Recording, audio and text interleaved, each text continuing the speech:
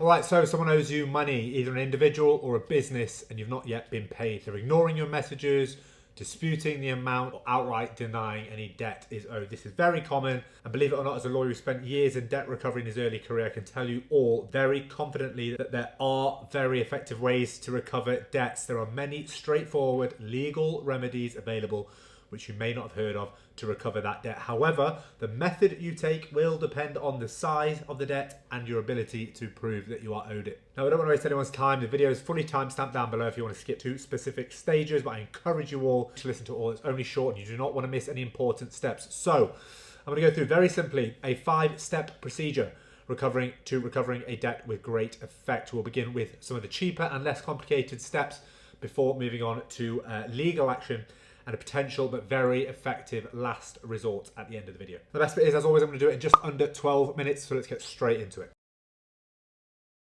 Now, there is a huge warning at the end of the video for anyone considering legal action. My name is Cal, I'm a former lawyer, and my channel is designed purely to help people understand their legal system. I'll never ask you to subscribe to my channel, only to give me the chance to earn it with the content that I provide you. So if at the end of this video you do feel like you've learned something or taken anything of value from it, then please feel free to do so. Okay, then step 1, writing your letter. Firstly, it is important to note that for most debts, guys, you have until 6 years to make a claim from when that debt became due, or your claim will likely be time barred. So bear that in mind before we begin. And as for the types of debts, this can apply to whether you owe money from a formal contract, like an unpaid invoice, or even from an informal loan to a family member or a friend, like a verbal agreement, as long as you can show proof of that agreement. See here my amazing video on how to enforce a verbal agreement.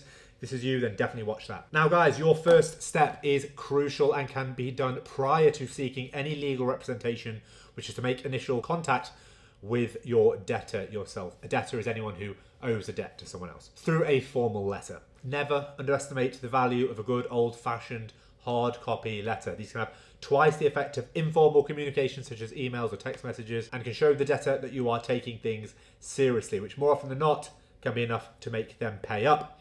Now, in this letter, you need to include the following: how much they owe, what the debt is for, and what you have done already so far to try and recover the money. Now, make sure to include certain details in the letter, such as the parties involved, the names and addresses of you and the debtor, dated copies of all paperwork for the debt, a date when you expect payment, at least 7 days, but I recommend 14 working days, and finally a request for the debtor to put in writing any issue or dispute they have with your statement details. And of course, make sure to detail the steps you'll take if payment isn't received, which should be that you will seek legal representation and that you will apply for an order for costs, which is the legal term for forcing them to reimburse you for any legal costs you ensue. Make sure to include that warning in your letter.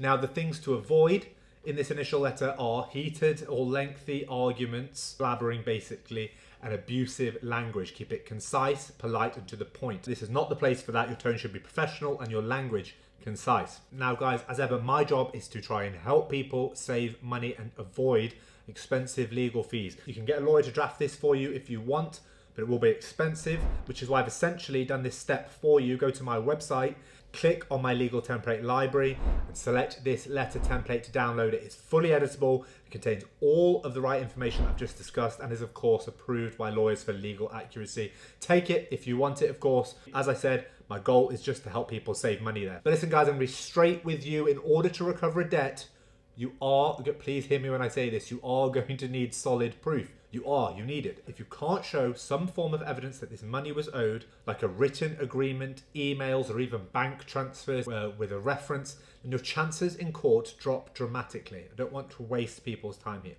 Now, that leads us to step 2. Now, step 2 is mediation. Now, if you have not been able to resolve the dispute using step 1, the next step you should take is to try to seek mediation. Now, a mediation service is used when parties cannot reach an agreement over a debt dispute in order to help them negotiate an agreement. But of course, this requires both parties to acknowledge the existence of the debt. So if you're getting radio silence from the debtor, then this step is probably not going to work. Now, someone from a mediation service will come in and help the two sides find a solution to the dispute. It'll be quicker, cheaper, and less stressful than going to court. Trust me. We always encourage people to try this step, and the courts the courts, the judge will expect to see this step 2 if it goes into legal proceedings. Now, a judge will also take this into account and will play very well into your favour if you have tried to arrange this step, if you've tried to arrange mediation, and if they don't reply or refuse, then that's fine. You've tried, and that's my advice. Now, as for the costs of a mediation service, the fees vary but can range from around £100 to £1,000 or more, depending on the complexity of the case and on the specific mediator's fees. And here's something to note. If your claim is for less than £10,000, the court will offer you a free independent mediator. So bear that in mind when you apply to court. Step 3 then is to try the online money claim service, MCOL. You may or may not have heard of this. So if you've tried writing to the debtor and are still not happy after the deadline has passed on it, then you can contact, and you should contact, MCOL, Money Claim Online. It is an alternative way to make small claims instead of having to go through a long and arduous court process. Now, MCOL is cheaper than going through the county court, as I said, and tends to be much, much faster. So I really do suggest trying this first, guys. Now, to do this, you need to tell MCOL how much you wish to claim, why you believe you are owed the money, and a timeline, a brief timeline of the events. Now, the fee varies depending on how much your claim is for, and the fees are shown here on screen. Now, the most you can claim via MCOL service is £100,000. If your debt amount is above that, above £100,000, then those claims must be dealt with in the courts. However, if your claim is above £10,000, that will still attract significantly higher fees, as you can see here on the screen. Now then, let's talk outcomes. What can the outcomes be of the MCOL? Now, if the debtor is still denying owing you the money, then unfortunately, yeah, you may have to go to a court hearing.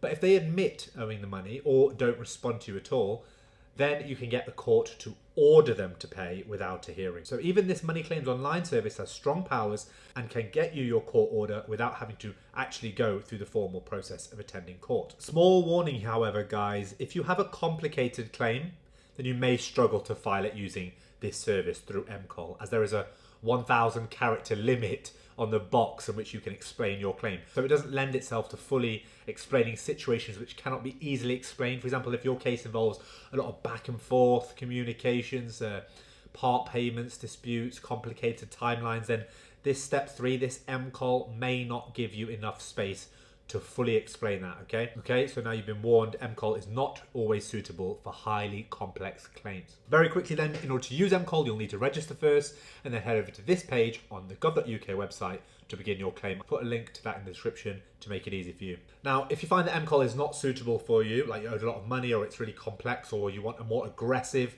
option with strong consequences, then we will need in step 4 to consider legal action. Right, so if you've not been able to come to an agreement through either of those previous methods, the next logical step may be to discuss your case with a solicitor who's experienced in debt recovery in order to commence recovery proceedings. Now, there are many of these lawyers out there and it's often not as expensive as you might think. Now, your lawyer will either serve one of 2 documents on the debtor. Number 1, a pre-action protocol letter, or number 2, a statutory demand. Now, these are in essence a precursor to going to court. Now, in terms of which document they'll send for you, they'll send a pre-action protocol letter when the debt is disputed.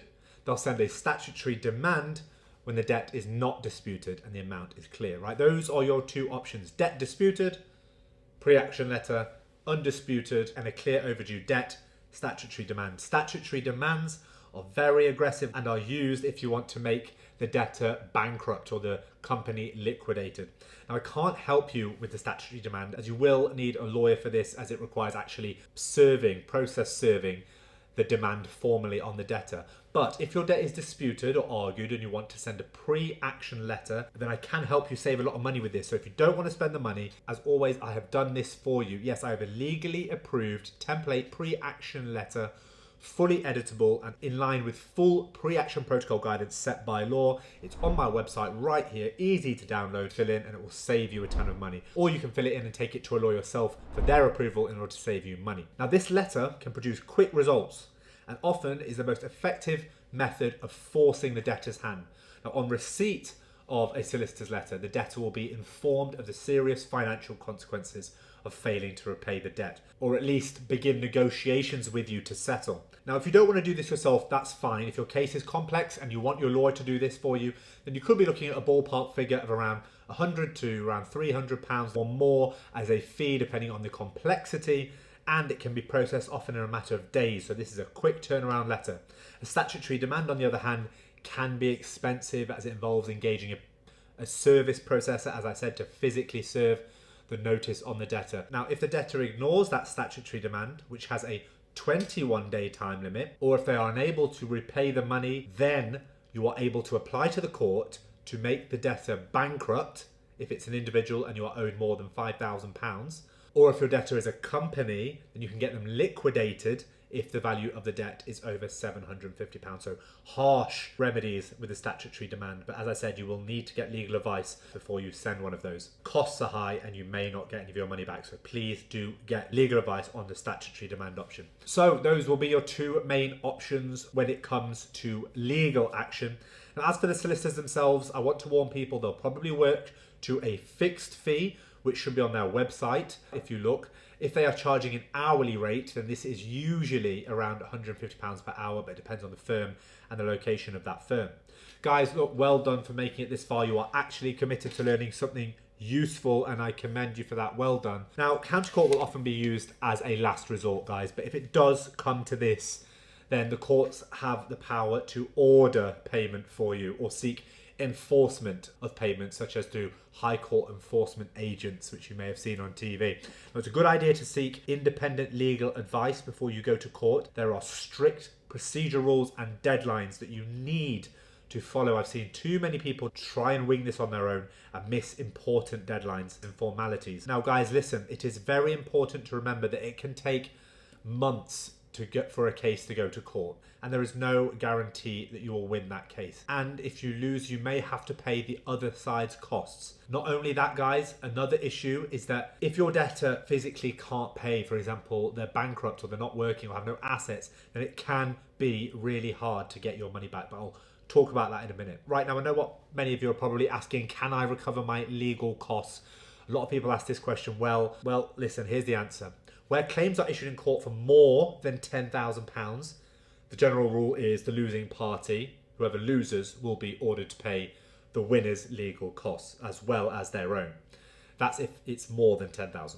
If the claim is for less than £10,000, then only court fees are likely to be recoverable if you win, which is not a huge amount, and you will still have to pay your own lawyer's fees. Now, finally, enforcement, guys. Just because you get a court order, this is so important to know, it doesn't mean you get paid. You might have to actually enforce that judgment. Your debtor may not have any assets in their name. If it's an individual, they can refuse to pay, and this can make things really difficult. But there are enforcement options like bankruptcy, as I said, or insolvency proceedings, sending bailiffs over, freezing their bank accounts, or placing a charging order on their property, which is like a charge against their property title. And guys, your final and most important warning: before you rush off to court, even if you think court is your only remaining option, before you file any claim or pay any money to any lawyer, consider whether the debtor has the means to pay you if you win the case. This is so important, and where I've seen so many people spend so much money on court proceedings and come away with nothing simply because the debtor cannot pay them, and the courts can't enforce a debtor to pay what they don't have. Guys, congratulations for watching. You have learned something really useful, believe me. So in short, recovering a debt in the UK begins with informal steps to resolve the matter, as I explained, like informal letter, and may escalate to formal legal action if necessary. Remember, it is essential to consider the costs, the risks, and to seek legal advice if you are unsure how to proceed. This is just purely educational content. If you have taken anything of value from what I've said, then please, as I said, do feel free to like or subscribe if you want. And please remember, as always, this is educational content. It's not a substitute for specific legal advice as it relates to you, which I'm unable to provide through YouTube. That said, I'll see you in the next video.